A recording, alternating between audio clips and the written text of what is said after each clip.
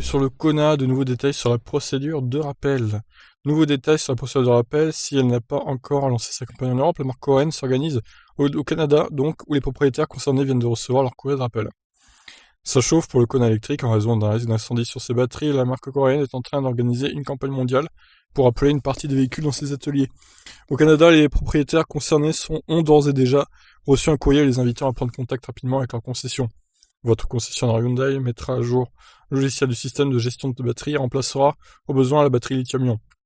Fait savoir le constructeur qui assurera l'opération à ses frais. Si un remplacement de batterie est requis, un véhicule de courtoisie vous sera fourni sans frais. Ah bah ça c'est bien.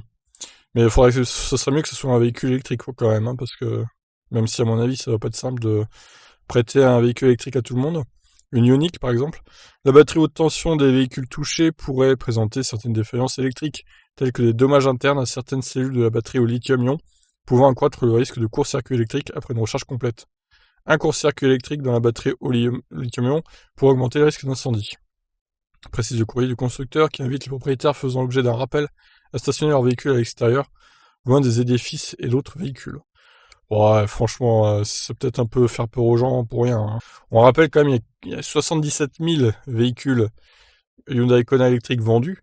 Il y en a eu une douzaine qui ont cramé. Voilà, c'est pas non plus des milliers de véhicules qui sont concernés, qui vont avoir le problème, quoi, hein. Le comptage est en cours, mais le rappel ne devrait concerner que quelques véhicules, rassure un représentant français de la marque. Selon le constructeur, la procédure ne concerne qu'une petite partie des Kona fabriqués entre le 4 février 2018 et le 28 février 2020. Ah bah c'est quand même une grosse partie là pour le coup, hein. Ah attendez, non. C'est une partie du coup de ceux qui ont été fabriqués entre le 4 février, c'est ça qu'il faut comprendre j'imagine. Donc ok, bon. Non. Enfin c'est pas clair, c'est pas clair. On va attendre d'en savoir plus quand même. Ah bah il y a la lettre, hein, du coup on va la lire. Alors, cher propriétaire d'un connecté de Hyundai, le présent avis, je vais zoomer, ça va être mieux. Le présent avis vous est envoyé conformément aux exigences de la loi sur la sécurité automobile. La présente a pour but de vous informer que votre véhicule est susceptible d'avoir un défaut qui pourrait porter atteinte à la sécurité humaine.